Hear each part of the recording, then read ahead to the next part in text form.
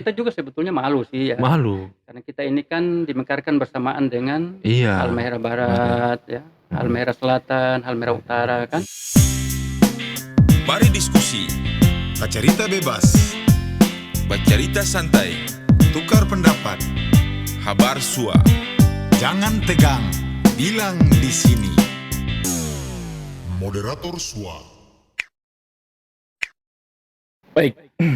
Assalamualaikum warahmatullahi wabarakatuh. Waalaikumsalam warahmatullahi. Selamat malam Pak Haji. Selamat malam. Sehat? Alhamdulillah. Sehat. Alhamdulillah. Lama baru lihat Pak Haji Ulan di Sula nih. Ya begitulah. Pak Haji Kesibukan. tapi luar biasa. Ada orang Sula yang ada di kementerian, itu satu hal yang luar biasa Pak Haji. Dari sekian orang, mungkin yang beta kenal mungkin Pak Haji dan beberapa orang yang pernah bertugas di Sula dan mengambil langkah yang luar biasa Pak Haji. Bagaimana Pak Haji kesan-kesannya waktu ini bertugas di kementerian Haji?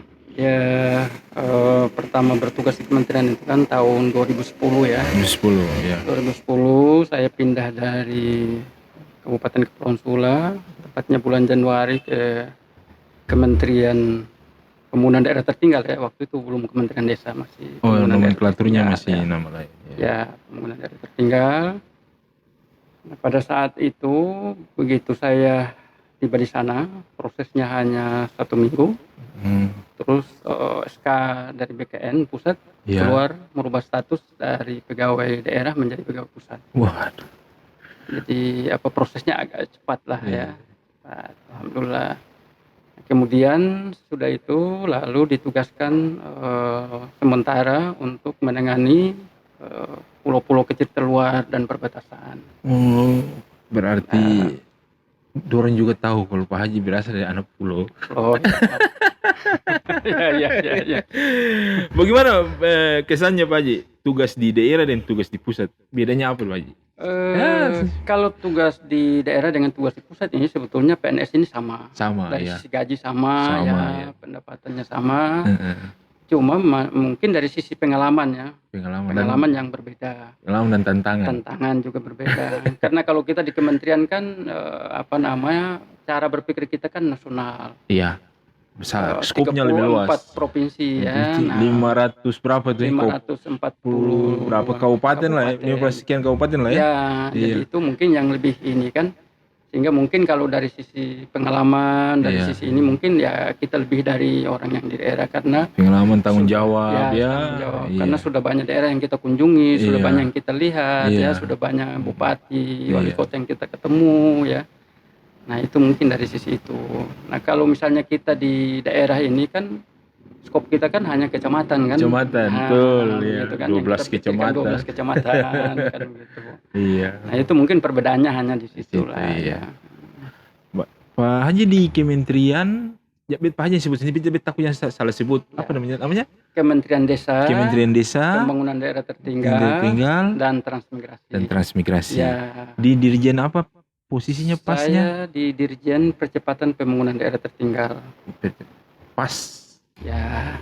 Pas dengan ketemu daerah status ya, Haji. Betul, daerah tertinggal ya. Tertinggal lah. Isu ini berawal dari Perpres 63 tuh, tahun 2020 tentang penetapan daerah tertinggal tahun 2020 sampai 2024.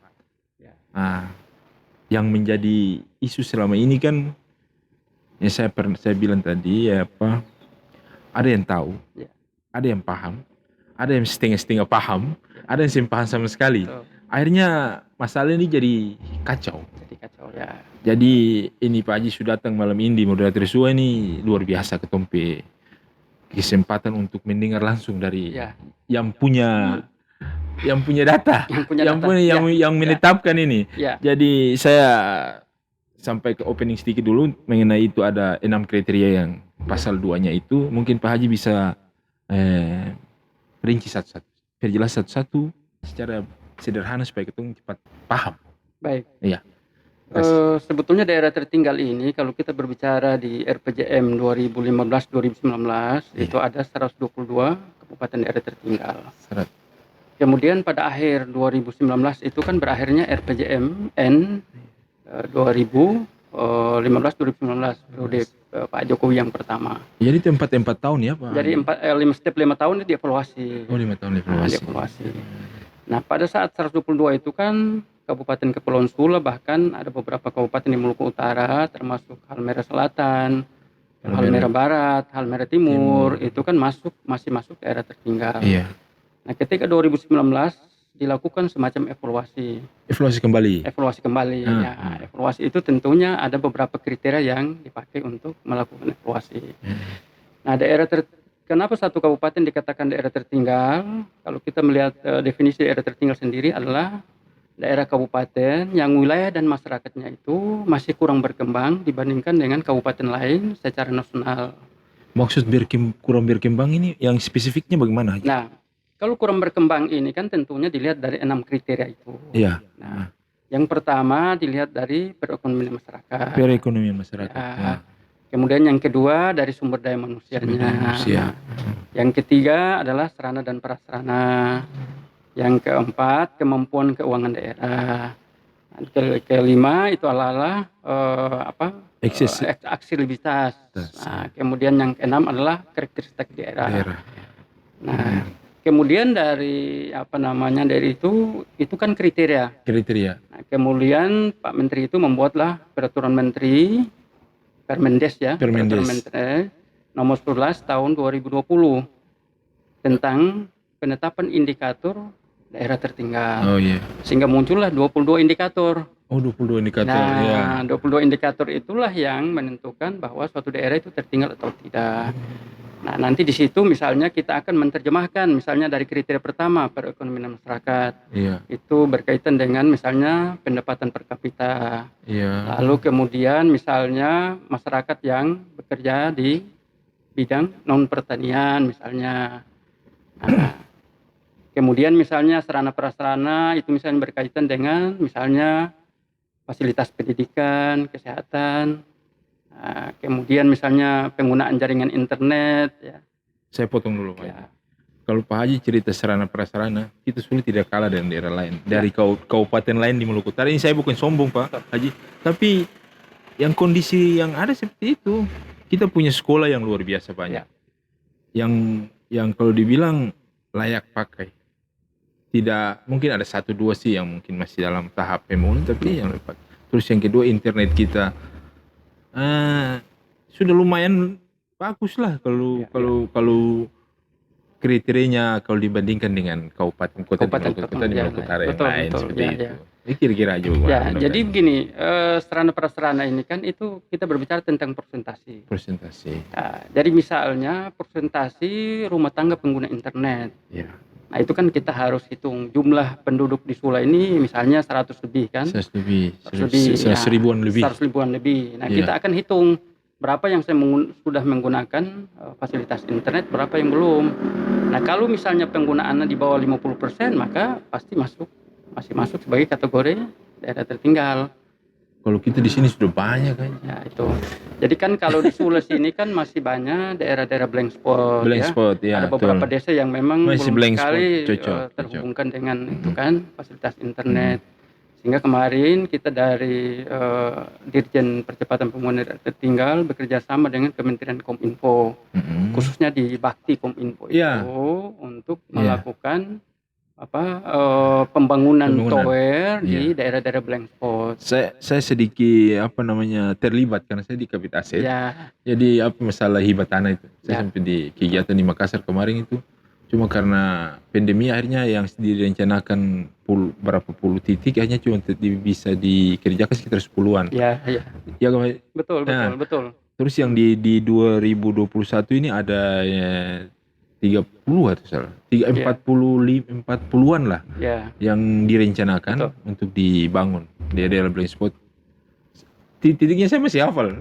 Ada beberapa titik yang untuk dibangun itu tower bakti. Jadi itu alhamdulillah luar biasa, itu juga satu kontribusi luar biasa dari bapak-bapak yang ada di. Betul. Karena waktu itu saya mencoba untuk menghubungi Kadis Kominfo untuk meminta data kan, desa-desa mana saja yang masuk dalam kategori blank spot.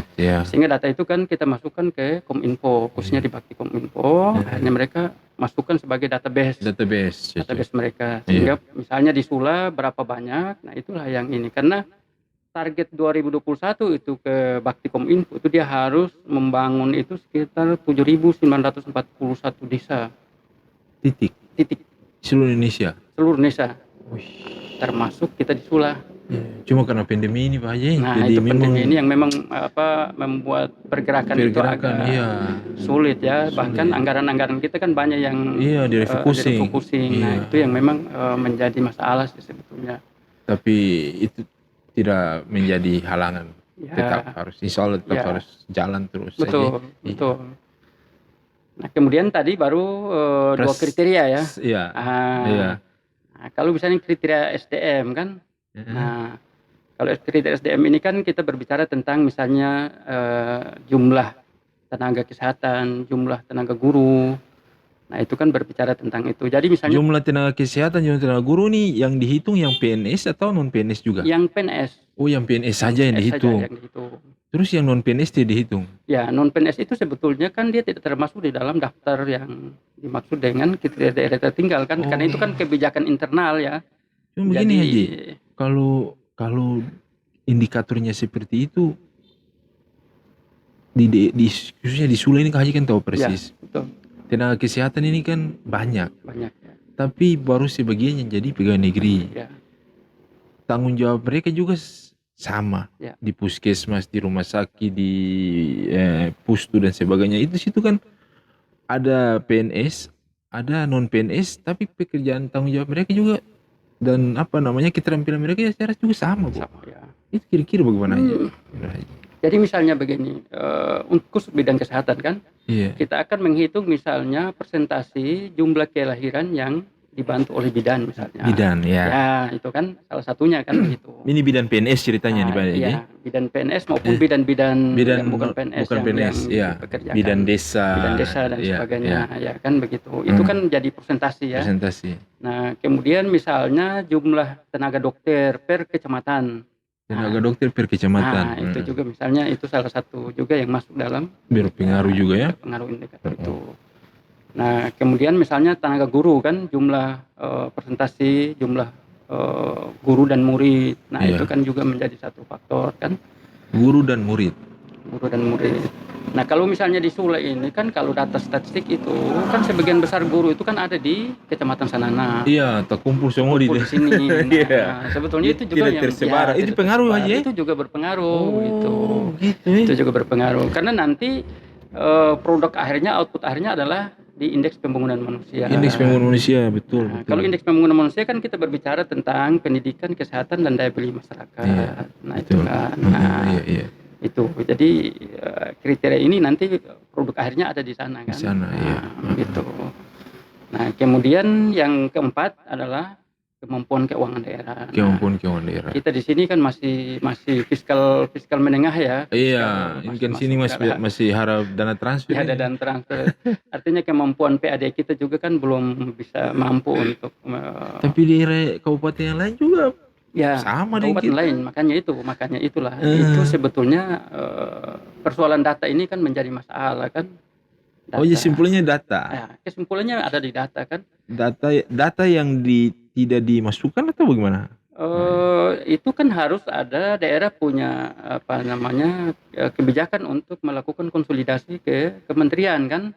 Terhadap data-data yang berkaitan dengan kriteria dan indikator dinas daerah. Spesifiknya dinas mana yang bertanggung jawab? Seharusnya itu Bapeda yang punya tanggung jawab. Tanggung jawab data itu. Sula dalam angka ya, kemudian misalnya data-data lain dan sebagainya kan. Karena pasti di Bapeda itu kan semua dinas punya data ada di sana kan? Iya, database-nya lengkap ya. Mengenai anggaran, mengenai segala macam yang kan pasti ada di sana. Ya. Jadi Haji lanjut dulu yang kriteria berikut tadi. Kemudian kriteria berikut kan berkaitan dengan aksesibilitas. Itu apa itu Haji? Nah, aksesibilitas ini kan berkaitan dengan misalnya presentasi jalan desa yang sudah beraspal. Nah, itu. Nah itu kan kalau ketorong lihat ketorong pun di sini kan Iya. masih banyak yang belum. Wah, kalau Dadin minta beraspal. menyerah. Nah itu salah satunya. Kalau Dadin minta menyerah aja. Iya kan. Oke, baik. Nah itu. Tapi itu ini kan ada jalan kabupaten, jalan provinsi, jalan Ya, nasional. nasional. Yang dihitungnya jalan apa? Jalan kabupaten atau jalan provinsi atau jalan nasional ya? Atau hitung keseluruhan? Yang ini kita lihat Indikatornya. adalah jalan desa ya. Jalan desa berarti kan jalan non status ya. Jalan non status. Nah itu. Oh, iya, itu kan paham. berarti kan jalan yang tidak masuk dalam 3 status tadi kan. Status tadi. Nah, tadi kemarin itu saya mencoba untuk berkoordinasi dengan Bapeda. Ternyata data kita itu, jalan nasional kita itu hanya sepanjang 56,2 km. 56 km, 56,2 km. Itu hanya terdiri dari 3 status jalan. Iya. Sanana Pohia, Pohia Merbupa, kemudian Sanana Menau. Mana? Nah, Oh ya, tiap hari jalan ya, jalan ini. betul. Nah, di luar Iya. daripada itu adalah status jalan provinsi. Jalan provinsi. Nah, jalan provinsi kita juga ada 156 kilo lebih lah. Iya. Itu ada di Pulau Mongoli juga. Ada di Pulau Mongoli. Di Pulau Iya. Mongoli ada beberapa ruas itu masuk di Jalan jalan provinsi. provinsi.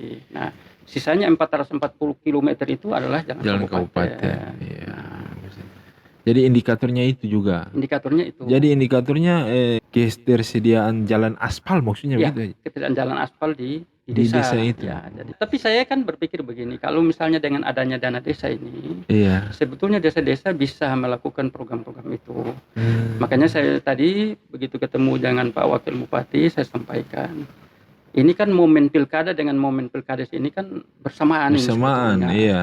Sehingga bagaimana Bapeda itu bisa mengawal penyusunan RPJMDes itu dengan RPJMD-nya kabupaten. Harus ada sinkronisasi program dan kegiatan. Iya. Sehingga nanti pembagian kewenangan itu kan jelas. Iya. Desa mengerjakan apa, kabupaten mengerjakan apa. Iya. Kalau tidak nanti pada saat kita melakukan satu program nanti terjadi tumpang tindih di satu tempat, satu lokasi. Nah, itu persoalan yang memang harus kita benahi secara perlahan ya. Jadi yang kriteria yang aksesibilitas tadi Ya. itu jalan ya. Jalan. Itu jalan Ya, itu. karena kita berbicara akses kan. Akses, Ya. Itu Kemudian cukup jelas. kriteria berikut ya, Iya. karakteristik daerah. Karakteristik daerah. Itu Nah, apa kalau itu? karakteristik daerah ini kan daerah yang tidak mengalami bencana, baik itu bencana alam maupun bencana sosial. Bencana non alam. Bencana non alam, misalnya konflik, itu kan Konflik. non alam kan, Non-alam, itu kan iya. bencana sosial. Oh, itu di Sula aman ini. Nah, tapi kalau masih ada juga bencana alam kan, Oh, iya. ada Ada banjir, banjir, iya, ada gempa, ya, ada Iya. ini dan sebagainya. Nah, betul. itu juga, Longsor. itu juga harus mesti diantisipasi karena ketika itu terjadi dalam setahun berulang kali akan berpengaruh terhadap kriteria. Jadi kriteria yang terakhir itu kesiapan daerah Ya, maksudnya. kesiapan daerah dalam mitigasi bencana. Mitigasi bencana. Betul, Iya. betul, Jadi ada bencana, di sini ada bencana, daerah sudah siap. daerah sudah Dari siap, sisi betul. ini logistiknya, Ya. sisi anggarannya, Anggarannya. sisi Ya, manusianya. ya, betul. Terutama adalah menyangkut dengan pencegahan. Pencegahan, Jadi kita iya. mencegah sebelum terjadi Jadi kan. iya. Nah, itu yang sebetulnya paling jadi penting. dinilainya itu. Ya, pencegahan. Sehingga kalau misalnya dalam 1 tahun, 2 tahun berturut-turut itu berkurang bencana, maka itu Iya. akan menjadi indikator terbaik. Indikator terbaik. Begitu. Tapi kalau semakin banyak bencana, maka itu akan menjadi tertinggal kan. Iya. Karena kalau bencana ini muncul, maka semua indikator tadi yang kita bicarakan dari 1 sampai seterusnya itu akan sangat berpengaruh. Dia berpengaruh kan. Jadi tadinya misalnya dia sudah naik, begitu terjadi bencana dia turun lagi. Iya. Bahkan bukan hanya itu, daerah yang sudah dikatakan entas bukan tertinggal, tapi ketika mengalami bencana dia langsung jadi tertinggal lagi kan. Iya. Dan kasus ini terjadi di Sulawesi Tengah. Sulawesi Tengah di Ya, tepatnya di mana itu? Di Donggala. Donggala. Oh, yang betul. gempa kemarin itu. Ya. Oh iya. Likuiditas itu kan. Iya, Nah, iya. itu Iya. Sigi ya, Sigi, Donggala Sigi iya, ya. iya. Jadi makanya di Sulawesi Tengah itu hanya ada 3 kabupaten yang masuk kategori daerah tertinggal. Iya. Rawan bencana Karena begitu terjadi bencana seharusnya Sigi dan Donggala ini sudah keluar. iya. Tapi karena bencana kemarin akhirnya mereka masuk lagi. Ya, itu. Oke. Dari 6 kriteria itu Sula kurang di mana-mana. Yang paling Apa semua kriteria dikurang atau mana? Sebetulnya tidak kurang sih. Makanya itu ketika saya mencoba untuk melihat data statistik, karena kalau kita berbicara daerah tertinggal ini kan sasaran utama kan hanya dua, Iya. adalah indeks pembangunan manusia dan persentase penduduk miskin. Persentase penduduk miskin. Ya. Jadi indeks pembangunan manusia atau IPM itu harus, kalau dia tidak tertinggal lagi, itu minimal harus di 62,2 sampai 62,7. Sula di Nah, sebetulnya Sula kita sudah berada di garis itu. itu. Bahkan 62 kita sekian. sudah IPM kita sudah 63 sebetulnya. Sula lebih dari nilai standarnya. Nilai standar. Waduh. Nah, itu sebetulnya makanya saya sangat menyesal kok kenapa masih daerah tertinggal, bahkan Morotai di bawah kita. IPM kita Ya, lebih tinggi. IPM kita lebih tinggi. Kalau yang miskin itu? Nah, kalau persentase miskin itu kan itu ketercapaiannya itu di 23,5 sampai 24%. Nah, kita di Sula ini kan saya lihat data statistik kan sudah angka sekitar 9% lah. Berarti kan kita sudah di bawah jauh. Turun jauh. Nah, makanya itulah. Kalau kita lihat data sebetulnya kita itu sudah tidak lagi tertinggal. Nah, tidak lagi tertinggal. Kita sudah entas. Iya. Nah, Pak Haji, penekanannya di situ. Nah, jadi ini masalah data saya Haji. Sebetulnya masalah data. Dari 6 kriteria itu Kepulauan Sula, Kabupaten Kepulauan Sula tinggal melengkapi datanya saja. Ya, tinggal melengkapi data. Insya Allah di evaluasi berikut sudah keluar dari itu.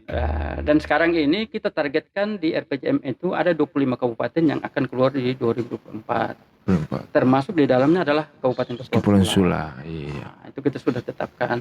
Makanya Sula itu kan itu 25 itu kita bagi per 5 tahun. Iya. Sehingga tahun pertama kabupaten mana, tahun kedua kabupaten mana. Nah, Sula itu masuk di 2021. Nah, iya. jadi 2021 itu ada 4 kabupaten. Iya. Kabupaten Kepulauan Sula, Seram bagian barat, lalu kemudian Maluku Barat Daya, terus tambah dengan Saburai Jua.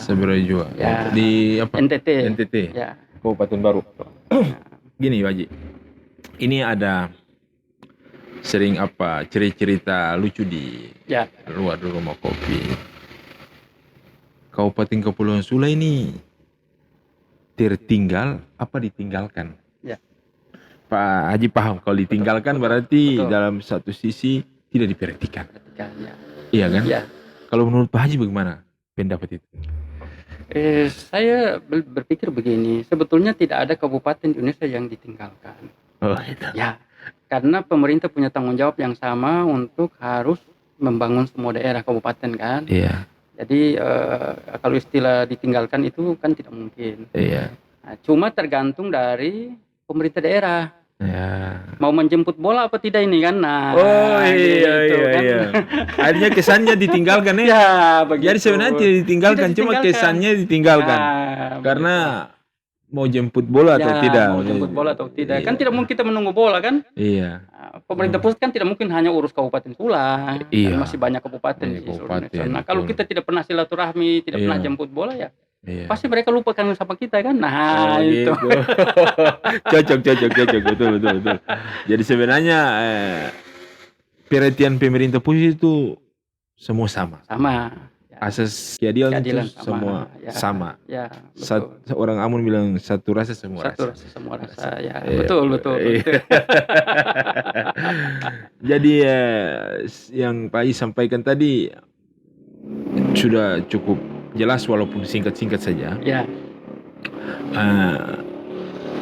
Saya mau tanya di Haji lagi apa yang bisa Haji berikan kepada Pemda Kabupaten Kepulauan Sula, tips-tips apa atau solusi apa atau hal-hal apa yang Haji bisa sampaikan ke pemerintah kita ini untuk di 2024 bisa sinergi dengan apa yang menjadi program Pak Haji Don di kementerian. Silakan. Baik, jadi begini, saya berpikir begini, kita Sula ini belum memiliki satu branding kan. Branding tentang Sula itu kan belum ada. Nah, oleh karena itu sebetulnya yang tadi tips yang saya sampaikan baik ke Kepala Bapeda maupun ke Pak Sekda dan Pak Wakil, bahwa kita dari Kementerian Desa pembangunan daerah tertinggal dan transmigrasi ini mau mendorong sagu ini sebagai branding Sula. Sagu ya. Karena makanan lokal. Makanan lokal. Kearifan lokal. Kearifan lokal gitu loh. Jadi misalnya nanti suatu kelak orang datang di Sula kemudian pulang ke Jakarta, ketika menyebut Sula orang akan teringat sagu kan gitu. Tapi kan Sula ini sekarang kan kalau di daerah Maluku Utara identik dengan madu. Kenapa tidak dikembangkan lagi madu itu? Madu ini begini, kan kalau misalnya kita mau kembangkan madu itu kan harus budidaya, kan kita tidak bisa mengharapkan madu alam. Sini kan madu alam. Nah, kalau madu alam itu kan produknya kan terbatas. Dia tidak berkesinambungan kan, dia kan tergantung musim. Nah, permintaan pasar banyak dia tidak bisa memenuhi. Jadi itu kita tidak bisa jadikan satu branding kan. Saya paham. Oke, silakan lanjut. Ya, gitu. Makanya saya berpikir begini, kenapa harus sagu itu kita ambil untuk menjadi branding? Karena ketika misalnya sagu ini kita jadikan sebagai ketahanan pangan lokal, ketika terjadi suatu bencana, kemudian stok beras dari Makassar tidak masuk, dari ini orang Sula masih bisa hidup kan dengan sagu kan. Betul. Karena orang Sula siapa yang tidak bisa makan sagu? Kalau dia tidak bisa makan pepeda, dia bisa bikin senoli, bisa bikin sagu lempe. Penganan lain bisa. Sehingga inilah sebetulnya yang memang kita harus dorong untuk jadi branding. Nah, kemudian ke depan jangan kita hanya berpikir sagu itu diolah jadi pupeda dan sagu lempe atau sinoli. Tetapi sagu mungkin kita olah menjadi mie misalnya. Inovasi. Kita bikin kue misalnya. Kerupuk kemarin itu bilang kerupuk. Nah, itu kan berarti kan nilai tambah sagu itu kan lebih kan. Nilai ekonomisnya naik. Misalnya satu tumang itu hanya dengan 120.000, tetapi kalau satu tumang kita sudah olah dengan cara tadi jadi mie, jadi kue, jadi ini mungkin nilai jualnya lebih tinggi ya. Mungkin lebih dari 120.000, mungkin bisa 300, 500.000 dan sebagainya. Kan itu. Nah, itu yang harus kita dorong ke depan sebetulnya kan begitu. Nah, itu tentunya pemerintah daerah juga harus bisa sinergi antara dinas terkait. Makanya dinas terkait itu adalah dinas ketahanan pangan, dinas pertanian, dinas perdagangan. Stakeholder. Ya, jadi pertanian misalnya dia akan konsen di penanaman kembali sehingga sagu itu tidak punah. Nah, ya kan dia menyiapkan lahan kemudian mendorong petani untuk menanam kembali. Nah, mungkin ketahanan pangan dia berbicara dari sisi gizi, dia berbicara tentang bagaimana produk dan sebagainya. Nah, tugas dinas perindakop adalah pemasarannya. Nah, kalau itu bisa sinergi, saya kira tidak ada susah kan, tidak ada yang susah.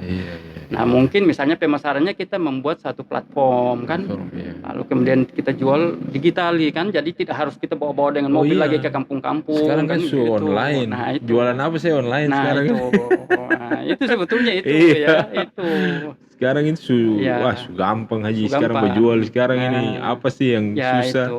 Tinggal duduk begini orang bawa. Betul.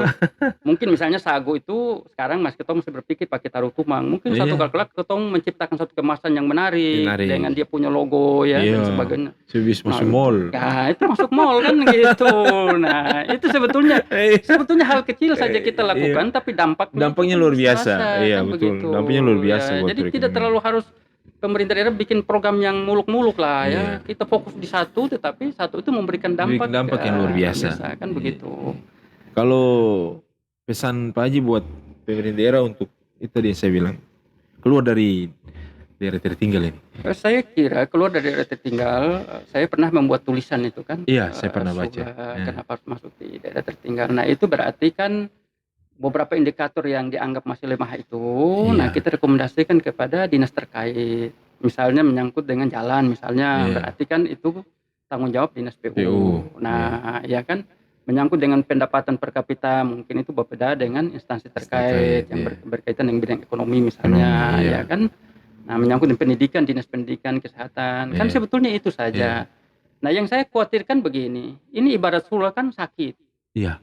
Ya kan sakit ini, orang sakit ini karena dia masih tertinggal kan, jadi dia ini sakit. Nah, orang sakit ini dia sendiri tidak tahu penyakitnya. Nah, itu yang menjadi masalah di situ kan. Nah, akhirnya yang terjadi apa? Dia sakit perut, tapi yang dikasih adalah obat malaria. Malaria, obat sakit kepala. Sakit kepala, akhirnya sakit perutnya nggak sembuh-sembuh kan. Iya. Nah itu persoalan. Masalah overdosis.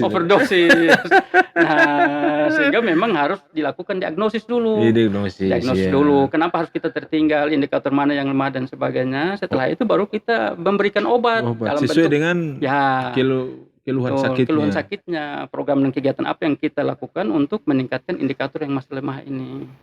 Tapi Haji yakin Sula bisa keluar? Saya yakin kalau dengan data yang ada pasti bisa keluar. Karena Haji bisa berpatokan dengan data statistik itu. Data statistik Sudah ada gambaran sebenarnya. Cuman karena datanya tidak dikasih masuk atau tidak tahuan kita atau bagaimana Haji? Menurut Haji bagaimana itu? Sebetulnya waktu itu kan harusnya pada akhir RPJM itu Pemda Sula harus ke Jakarta untuk melakukan konsolidasi kembali data. Karena data yang kita ambil di sana itu adalah data statistik dan data PODES, data Susenas. Oh, jadi data itu data yang sudah tersedia. Yang data sekunder lah istilahnya. Data sekunder, data yang belum terupdate. Betul, update. Sehingga harus Pemda dia datang ke sana untuk konsolidasi. Apakah data PODES dan data statistik yang ini sudah sesuai dengan kondisi real yang ada di lapangan kita ya, di lapangan apa tidak. Nah itu kan persoalan ada di situ. Kan orang di Jakarta kan tidak tahu Sula ini seperti apa kan. Nah kan mereka hanya mengacu kepada data kan. Nah kalau kita sendiri tidak konsolidasi data ya mereka anggap wah Sula ini mungkin masih tertinggal karena mereka nggak pernah lihat kan. Nah itu persoalannya seperti itu. Jadi kesimpulannya ada di data. Nah itu data dan kemauan pemerintah daerah untuk mau merubah atau tidak. Nah mau merubah atau tidak dia harus tahu penyakitnya tadi dulu sehingga dia bisa intervensi obat apa yang harus dikasih ini kan sehat. Nah kan begitu. Baik Pak Haji, mungkin bincang singkat ini tapi sudah jadi satu referensi buat kita semua luar biasa Haji. Mungkin closing statement dari Haji. Apa yang Haji bisa sampaikan ke orang semua?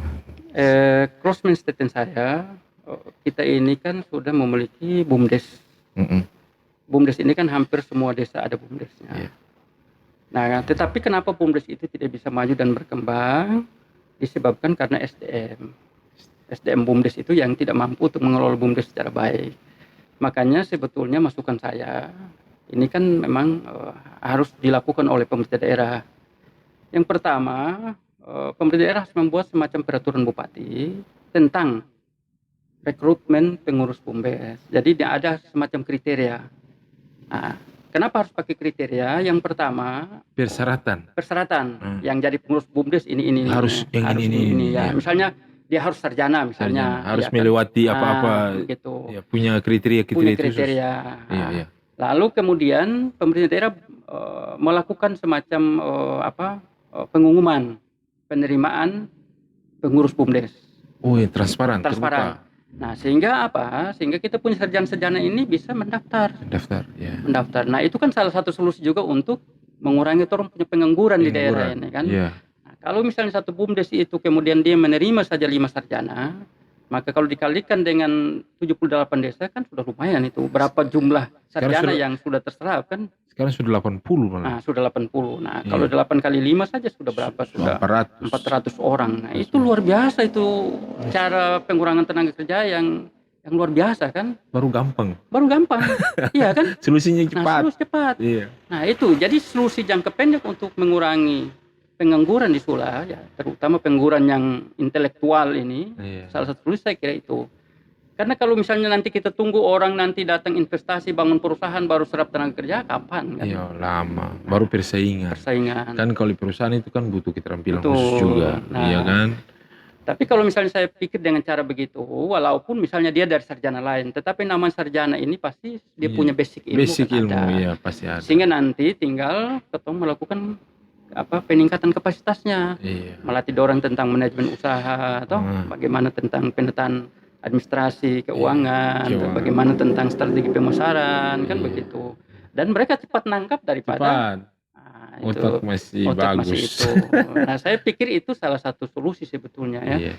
Solusi yang pertama, kalau BUMDes ini hidup, maka perekonomian masyarakat itu akan bisa berkembang dengan baik. Dengan sendirinya dia akan terikut, iya. kan begitu. Iya. Nah, kemudian yang kedua itu tadi mengurangi pengangguran karena penyerapan tenaga kerja di sana kan. Iya. Nah, itu sebetulnya salah satu solusi yang harus dilakukan oleh Pemda ya. Dan itu luar biasa itu dampaknya itu kan. Iya. Dampaknya baik dampak terhadap masyarakat maupun dampak terhadap kita punya sarjana-sarjana yang saat ini masih menganggur. Karena kita ini kan mahasiswa cukup banyak, yang kuliah di Ternate saja itu ribuan orang. Iya. Dan setiap tahun kan ada output itu kan, iya. ada yang sudah. Nah, anak-anak ini mau dikemanakan? Ini kan menjadi pertanyaan yang pemerintah daerah harus pikirkan. Satu gitu. tahun 2 kali wisuda. Nah, April, Oktober. Nah, itu. Nah, jadi kita harus cari solusi kan. Iya. Tidak bisa kita biarkan begitu. Ya kan? Kita harus cari solusi. Jadi dengan solusi yang Pak Haji sampaikan tadi itu, dia bisa mengcover tadi kriteria yang daerah tertinggal tadi itu bisa tercover. Saya kira bisa tercover karena nanti dia berpengaruh terhadap pendapatan per kapita masyarakat ya. Iya. Pendapatan masyarakat akan naik. Iya. Kalau pendapatan masyarakat naik berarti berpengaruh terhadap daya beli. Nah, berarti kan IPM kita akan semakin naik kan begitu. Iya, ya. iya, betul. Kan itu. Itu saja aja yang bisa disampaikan? Ya, saya kira mungkin itu. Kemudian yang kedua ya, closing statement saya yang kedua kepada pemerintah daerah, saya harapkan kepada semua dinas OPD ini supaya lebih inovatif. Jadi ada inovasi-inovasi baru yang ditularkan ya, yang dikeluarkan. Terutama yang berkaitan dengan tupoksi mereka kan. Out of the box. Ya, out of the box. Jadi jangan bekerja statis saja begitu kan. Pagi ke kantor, pulang, pagi ke program kantor, itu pulang, saja ya. Jadi dan harus cari program yang inovatif. Ya. Nah, itu kalau inovatif itu berarti kan daerah kita ini pasti akan cepat keluar dari daerah tertinggal. Saya kira itu adalah dua hal penting yang memang harus dilakukan oleh pemerintah daerah. Baik. Ya. Itu saja ya. Ya, saya kira mungkin itu. Jadi dari Pak Haji penyampaian tadi saya simpulkan satu saja. Saya simpulkan bahwa kita tidak tertinggal. Kita hanya tidak mau untuk berusaha untuk keluar dari daerah tertinggal. Kalau kita berusaha, sudah pasti kita keluar dari daerah tertinggal. Itu mungkin aja. Betul, karena kita juga sebetulnya malu sih ya. Malu. Karena kita ini kan dimekarkan bersamaan dengan Halmahera Barat ya, Halmahera Selatan, Halmahera Utara kan. Bahkan Halmahera Timur ya, Undang-Undang Nomor 1 tahun 2003 itu kan sebetulnya jelas sekali. Terus kemudian kan pertanyaan, kenapa misalnya kabupaten yang sama-sama dimekarkan itu sudah terentas terus Sula tertinggal gitu loh. Itu jadi pertanyaan besar itu. Iya kan? Masyarakat Kepulauan Sula itu. Ya. Apa sih yang kurang itu? Betul. Nah itu yang sebetulnya menjadi pertanyaan besar. Tadi sudah terjawab bahwa data ya itu. Kuncinya di data. Oke, baik. Iya. Mungkin itu saja Pak Haji. Ya, baik. Terima kasih sudah mau hadir di studio Moderator SUA. Menyampaikan hal-hal yang menjadi kegundahan masyarakat Kabupaten Kepulauan Sula. Insya Allah Sula bisa keluar dari status daerah tertinggal ini. Dan Pak Haji juga sehat selalu dan alhamdulillah. Kami tunggu Pak Haji kembali ke Sula untuk bersama-sama kita lagi. Insya Allah ya, kita berdoa saja mudah-mudahan kita semua sehat-sehat. Amin. Diberikan kemudahan dalam setiap langkah dan kegiatan kita. Dan yang paling penting adalah nawaitu kita.